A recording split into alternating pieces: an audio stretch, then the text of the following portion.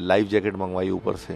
तो धीरे धीरे करके जो सिचुएशन थी सबको हमने लाइफ जैकेट पहनवाई, और न्यूज़ में दिखाया जा रहा है कि इनके जो क्रू मेंबर थे उन्होंने सपोर्ट किया। बिल्कुल नहीं, वो तो कूद के भाग गए, सबसे पहले कूदने वाले वही थे। आधे घंटे पर हमारा जो स्टेशन था, जो क्रूज़ का स्टेशन था, वो महज 500 मीटर भी नहीं था।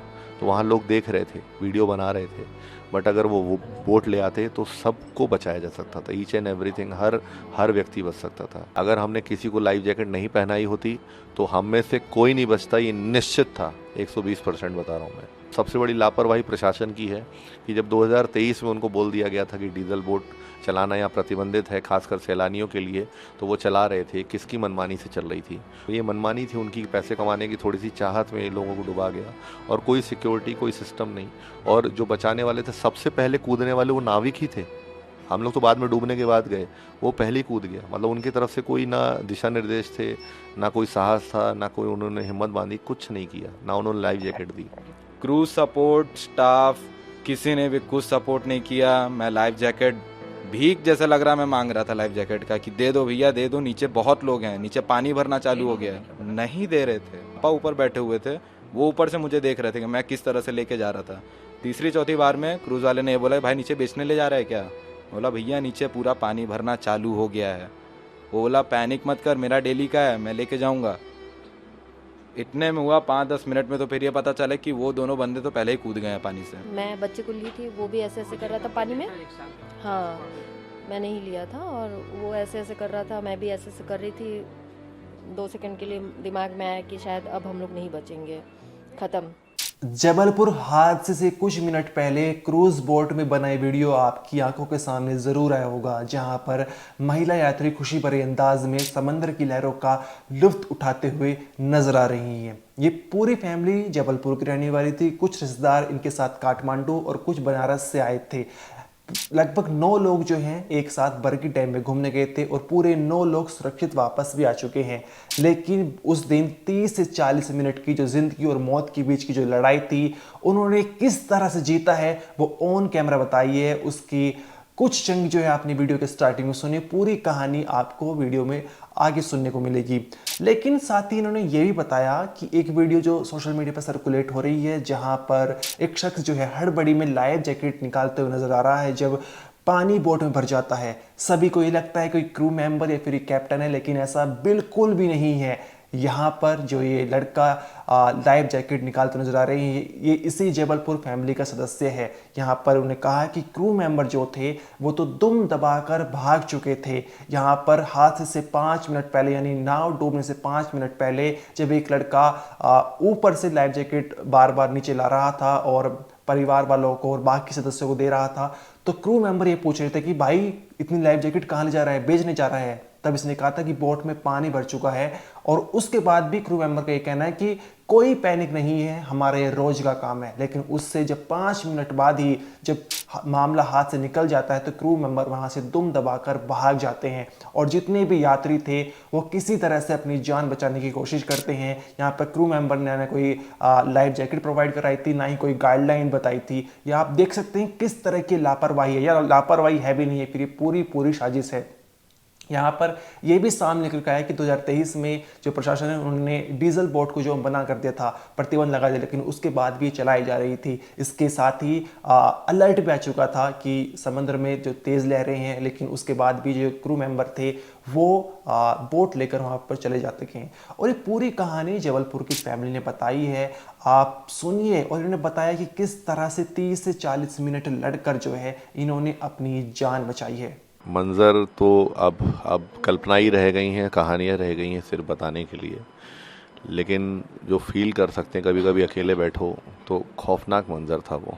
मतलब सब लोग को मौत दिख रही थी, और मौत को हम लोग समझिए आँख चुरा के भागे हैं। 9 लोग का बच पाना एक अपने आप में बहुत बड़ा मिरेकल है कि परिवार का लौट पाना, क्योंकि किसी के परिवार पूरे नहीं लौटे। तो इस जैसा मिरेकल बस हमारे साथ जो एक था, साहस था हमारे परिवार। सबसे बड़ी बात था साहस, कि एक हमारी जो बड़ी साली वो इजराइल से आई हुई हैं, 2 लोग जो काठमांडू से, उसने तो पूरा युद्ध झेला है और स्कूबा डाइविंग की है। तो कहीं ना कहीं थोड़ा सा साहस जो था और आत्मविश्वास ही था, वो परिवार को लेके आगे बढ़े हम।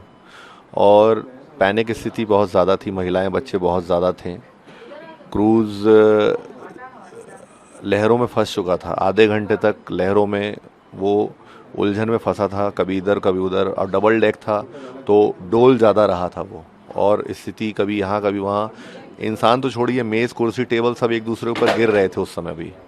उस समय पर हमारे साड़ू भाई का बेटा और हम दोनों लोग दौड़े और सबसे पहले लाइफ जैकेट लेकर आए। अंतिम सांस के पहले, जस्ट पहले की बात है, उससे पहले कोई हमारे पास कुछ संसाधन नहीं थे, बस हम सबको नीचे लेके आए थे क्योंकि ऊपर का मौसम तो ठीक था। जब गड़बड़ होने लगा तो हमें लगा कि कोई गिर ना जाए, रेलिंग बहुत ज़्यादा हाइटेड नहीं होती है, तो नीचे लेके आ गए हम फटाफट। फिर साथ में हमने सबको लाइफ जैकेट मंगवाई ऊपर से, तो धीरे धीरे करके जो सिचुएशन थी सबको हमने लाइफ जैकेट पहनवाई। और न्यूज़ में दिखाया जा रहा है कि इनके जो क्रू मेंबर थे उन्होंने सपोर्ट किया। बिल्कुल नहीं, वो तो कूद के भाग गए, सबसे पहले कूदने वाले वही थे।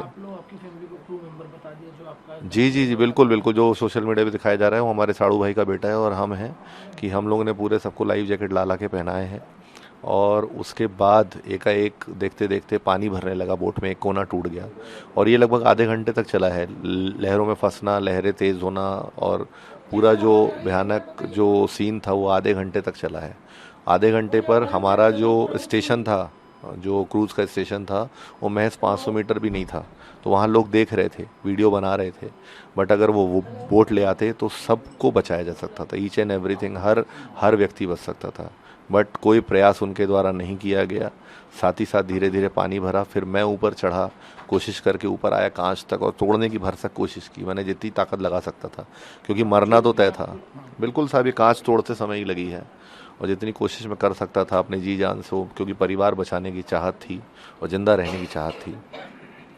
आखिरी में ऐसा हुआ कि पानी का थोड़ा फोर्स और जो धक्का आखिरी में मैंने लिया भगवान का नाम लेकर के, वो पूरा बाहर, महादेव हमको पूरा बाहर ले आए और हम लोग पानी में आ गए। हम वाइफ को लेकर के, और एक बच्चा हमारे साथ 11 साल का था, दूसरे परिवार का, मुस्लिम परिवार का था, उनको लेकर के हम बोट पर पे एक किनारे चढ़ने की कोशिश की।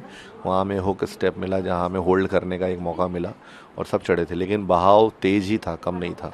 बाकी लोग फैल गए पानी में और धीरे धीरे उसके बाद बोट निकली वहाँ से बचाने के लिए। जो क्रू मेंबर था उनने बाद में साहस किया।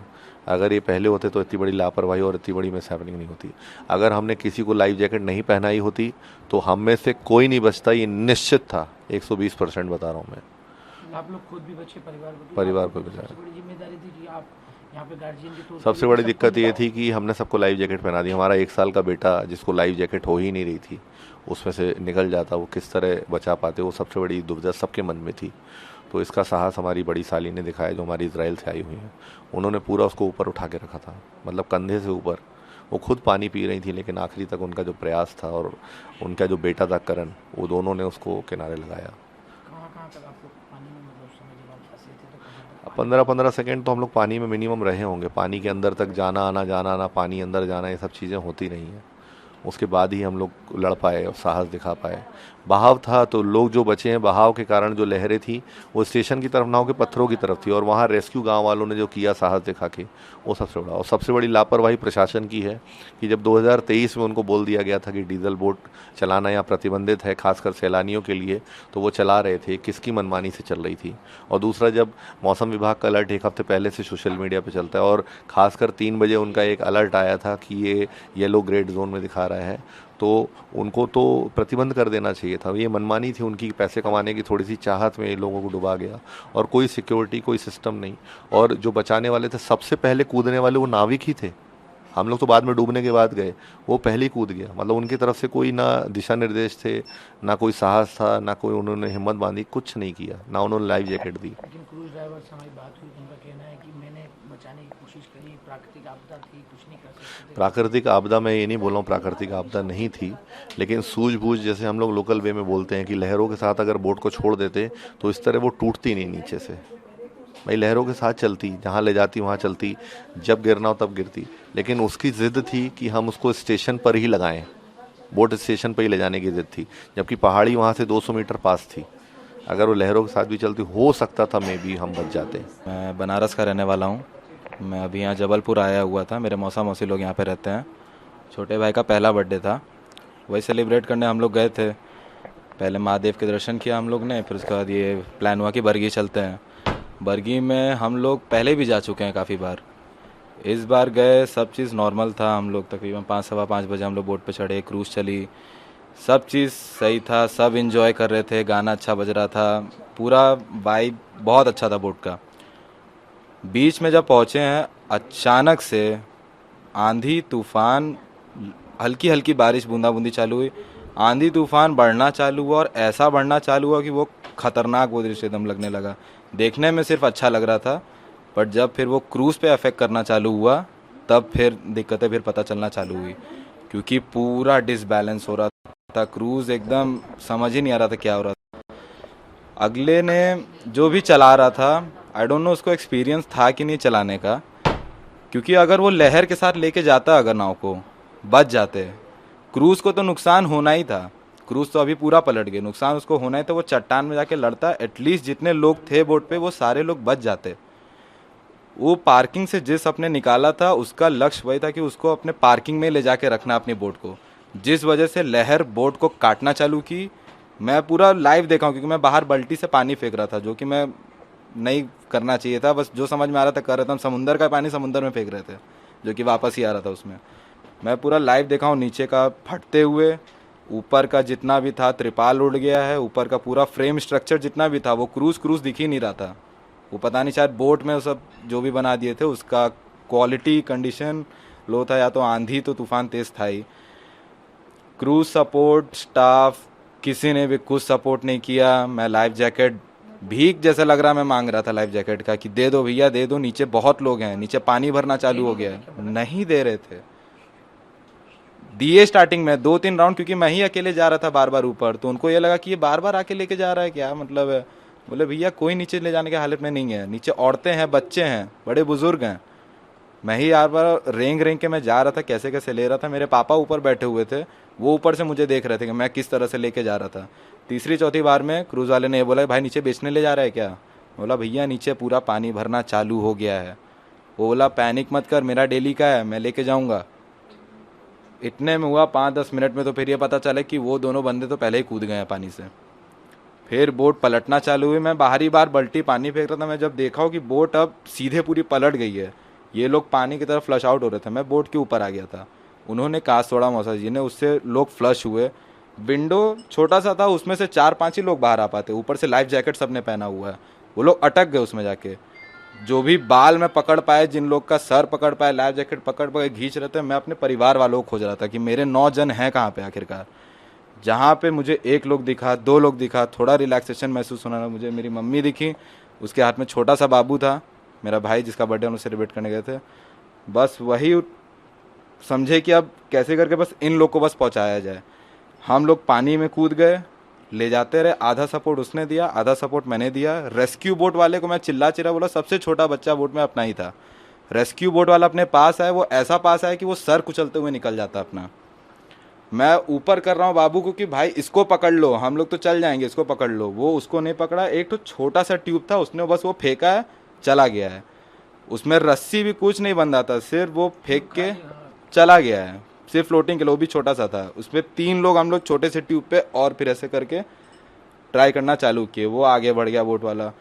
तकरीबन हम लोग 200 से 300 मीटर दूर रहे होंगे। 200 मीटर 300 मीटर सुनने में छोटा लग रहा होगा, बट वो लहरें तूफान जो थी वो हम लोग को पता है। हम लोग को आधे घंटे से 40 मिनट लगा होगा पूरा तैर के करने में। जो सपोर्ट मेन किए हैं वहाँ के बरगी के लोग किए हैं, विलेज के जो वहाँ पे गांव के लोकल लोग थे, उन्होंने एक रस्सी फेंकी, वो रस्सी में पकड़ा और सख्त से उन्होंने खींच लिया हम लोग को। जाके मेरा तो वॉमिटिंग होना चालू हो गया। सबसे पहले बाबू को एम्बुलेंस में रख के जबलपुर हॉस्पिटल रसल चौक ले जाया गया। वहाँ पे हम मम्मी थोड़ा हल्का बेहोशी वाला कंडीशन हो गया था। पुलिस वालों ने भी बहुत अच्छा सपोर्ट किया। वो पुलिस वाले ने जो एम्बुलेंस चलाया, बहुत बहुत सपोर्ट किया उन्होंने। सबसे मेन तो उन्होंने किया, बाकी तो आप लोग को मतलब दिख ही गई थी। देख गए भैया, 9 बॉडीज़ मिली उसमें, तो आप अंदाज़ा लगा ही सकते हैं क्या वहाँ पे हुआ होगा। हम लोग 9 लोग थे, 9 के 9 लोग बाहर आए हैं। रेस्क्यू टीम जब ये बोट पलटी उसके कितनी देर बाद और कितनी देर आप फंसे रहे और कितनी देर पलटने की कितनी देर बाद फर्स्ट रिस्पॉन्स टीम जो आई वो कितनी देर बाद आई है जो बचाने के लिए? रेस्क्यू टीम आ ही नहीं पा रही थी ना, वो भी पार्किंग से अपने निकला। वो भी लहर बहुत तेज़ थी, कोई भी रेस्क्यू बोट शायद नहीं आ पाती। वो दिखावे के लिए आया कि वो सिर्फ गिनने के लिए आया कि कौन मरा है कौन जिंदा है, वो सिर्फ इतना ही करने के लिए आया। लास्ट तक मौसा जी थे, बोट पे। यहाँ से हम लोग सब कुछ चिल्लाना चालू किए, वहाँ पे बोट पे एक बंदा है, ये ऊपर थे, उस बोट के अंदर भी एक बंदा था जो सांस लिए जा रहा था। उसका इंटरव्यू आप लोगों ने देखा होगा, 70-75 साल का जो था, 4-5 घंटे बाद उसको निकाला गया। रेस्क्यू बोट वाले कुछ नहीं किए क्योंकि उन लोग को खुद डर लग रहा था कि वो लोग भी मर जाएंगे। हम लोग को सारे लोग ये बोले कि भैया आप लोग पता नहीं कैसे बच गए हो, इतनी लहर में हम लोग गोताखोर जाएंगे, हम लोग मर जाएंगे, आप लोग पर पता नहीं कैसे बच गए। जो बचाए भैया लाइफ जैकेट के बल पे हम लोग बचे बस। आप लोग को शुरू में नहीं दी गई थी पहनने? ना ना बोला ना भी नहीं? ना बिल्कुल आप नहीं। लोगों ने खुद भी नहीं मांगा? ना ना ना वीडियो सब, या वीडियो साक्षात है। अच्छा, वीडियो में आपको बता दे रहे हैं कि आप क्रू मेंबर हैं। हाँ कुछ वीडियोस में ये बताया गया कि वो पैसेंजर ही था जो बांट रहा था। मैक्सिमम वीडियोस में ये है कि स्टाफ मेंबर है, स्टाफ मेंबर लेट से बांट रहा है। यार छोड़िए वो सब तो इग्नोर करते हैं, जिंदा है भैया बस, बाकी और क्या बोलना है। मेरी सिस्टर की यहाँ शादी हुई, मैं आई हूँ। नर्मदा जी में बहुत बोटिंग किया है हम लोगों ने, उधर भी बहुत बोटिंग किया है। गंगा जी में जो है कि रामनगर और इधर वाराणसी है, इधर रामनगर है। और हम लोग पहले रामनगर में रहते थे जब पुल नहीं बने हुए थे, बस हम लोग छोटे छोटे थे, तो नाव में मतलब कि आर पार करते थे, पूरे भर देते थे लोगों को। वैसे वाले मतलब कि इतना डेंजर तरीके से भी हम लोग तो वो एक्सपीरियंस कभी नहीं किया है इंडिया में। विदेशों में तो वो हमको नहीं भी पहनना है तो पहनना ही है ना, वैसा बोलते हैं। अब यहाँ पे हम लोग गए हैं तो शुरू में चढ़ते ही साथ तो बिल्कुल अच्छा माहौल था, अच्छा नॉर्मल मौसम, बहुत नॉर्मल था, तो ज़रूरत नहीं लगी। अगर वैसा ही नॉर्मल मौसम होता तो वो लाइफ जैकेट की ज़रूरत भी नहीं पड़ती, अच्छे से वापस चले आते। और वो अचानक से हुआ ना, अचानक से हुआ, उसके बाद सब लोग पैनिक होना शुरू हो गए, तो नहीं समझ में आता है कि क्या करें। और समझने वालों को वहाँ पे जो वर्कर होते हैं या फिर क्रू मेंबर होते हैं, उन लोगों को देना चाहिए सेफ्टी कि भाई आप लोग पहन लीजिए, ऐसा है, उन लोगों को बांटना चाहिए, है ना। अब सब के सब डर गए थे, बच्चे हमारे लोगों से भी ज़्यादा जो दूसरे बच्चे वगैरह थे वो चिल्ला रहे थे। जब हम लोग नीचे चले गए तो टेबल इधर से उधर हो रहा था। मैं कुछ जेंट्स खड़े थे, वो आइसक्रीम का डिब्बा नहीं होता बड़ा सा, वो ऐसे ऐसे मतलब हो रहा था। मैं बोल रही हूँ कि पकड़ के कोई खड़े हो जाओ, है ना, कोई पकड़ के खड़े हो जाओ, क्योंकि किसी को चोट लग जाएगा। उधर महिलाएं बैठी थी बच्चों को लेकर के, वो कोई नहीं पकड़ रहा था। फिर मेरे बेटे ने बहुत किया उसने, फिर किस तरह से मतलब डिब्बे को ऐसे किया कि मतलब वो हिलना छोड़ा उसने। और सभी बैठे हुए थे, और रोशन जी जो हैं वो चिल्ला रहे थे कि आप लोग पैनिक मत होइए, शांत रहिए, क्योंकि वो चिल्ला रहे थे ना तो उससे और घबराहट बढ़ रही थी कि मन में एक तो उम्मीद थी कि कुछ नहीं होगा, लेकिन जो हुआ बहुत अचानक से हुआ। मेरी सिस्टर जो है कि हेल्पलाइन में फ़ोन करो बोल रही थी, अब वो भी मतलब कि बोल रहे हैं कि रुक जाओ सब ठीक हो जाएगा, मतलब पैनिक मत हो बोल करके। वो भी पैनिक हो रही थी, इसलिए मैंने उसके हाथ से बच्चा ले लिया था। और बस अचानक झटके से सब कुछ हुआ है उसके लिए। तब आप तो नीचे ही थे फिर? हाँ, नीचे ही थे, और हम लोगों ने लाइफ जैकेट पहन लिया था सब ने ही।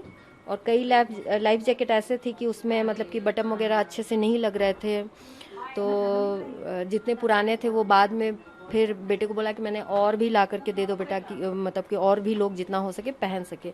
मैं चिल्ला रही थी कि औरों को भी, भाई सब लोग मिल के ले आओ। और मुझे डर लग रहा था कि उसको भी देख के, मैं इतने सालों बाद मैं अपने बच्चे से मिल रही हूँ, 22 साल का है अभी, यंग है लड़का, वो ऊपर जा रहा है, वो हवा चल रही है, वो इतना, मैं शुरू में मेरा ध्यान पूरा उसके अंदर था कि वो, उसको भी मैंने बोला पहनो, वो नहीं पहना था। फिर डांटा मैंने कि तुम पहले पहनो, उसके बाद जाओ फिर ले आओ, तो उसने जितना हो सका किया। फिर बाद में जब पानी भरने लगा तो और भी सब बच्चे औरतें चिल्लाने लगी, तो सब बोले कि पानी निकालते हैं, तो किसी ने बाल्टी थमा दिया, वो जाके बेवकूफ़ की तरह पानी निकाल रहा था। तो वो कोई रीज़न नहीं था, वो शायद बाहरी साइड में था। और उतनी देर में बिल्कुल मैं जैसे कि ऐसे नाव है, मैं इधर कोने में बच्चे को लेकर के खड़ी थी, और कुछ लोग इधर सोफे में बैठे थे, उधर इस साइड में ज़्यादा लोग हो गए थे, और सारा इसी साइड में लोड हुआ है। और मतलब ये बच्ची जो है उसमें गिर गई, है ना। तो मैंने चिल्लाया कि उसको बचाओ, तो रोशन जी मतलब कि ऐसे लपके, मैंने बस इतना देखा है। उसके बाद से कब वो पलट गई है, पूरा पानी कब भर गया है, कुछ नहीं पता। उसके बाद से मैंने किसी को नहीं देखा। मैं बच्चे को ली थी, वो भी ऐसे ऐसे कर रहा था पानी में। 1 साल का बच्चा, हाँ, मैंने ही लिया था और वो ऐसे ऐसे कर रहा था, मैं भी ऐसे ऐसे कर रही थी। 2 सेकंड के लिए दिमाग में आया कि शायद अब हम लोग नहीं बचेंगे, ख़त्म। अब भगवान को बस भोलेनाथ बोला तो पता नहीं कहाँ से मतलब कि मैं निकल गई बाहर, है ना। और जब निकली, उस बच्चे ने जब सांस लिया तो मेरे अंदर थोड़ी सी शक्ति आई कि चलो ये ठीक है तो इसको बचाना है। थोड़ी देर बाद बेटा मिल गया, फिर हम 3 लोग साथ में हो गए। फिर मौसी लोग की आवाज़ सुनी मैंने, दीदी की आवाज़ सुनी, और बाहर निकलने तक मतलब कि सब लोग दिख रहे थे। रोशन जी दिख रहे थे, सिस्टर का पता नहीं था, वो नहीं दिख रही थी। तो उसके लिए हम लोग बहुत परेशान थे।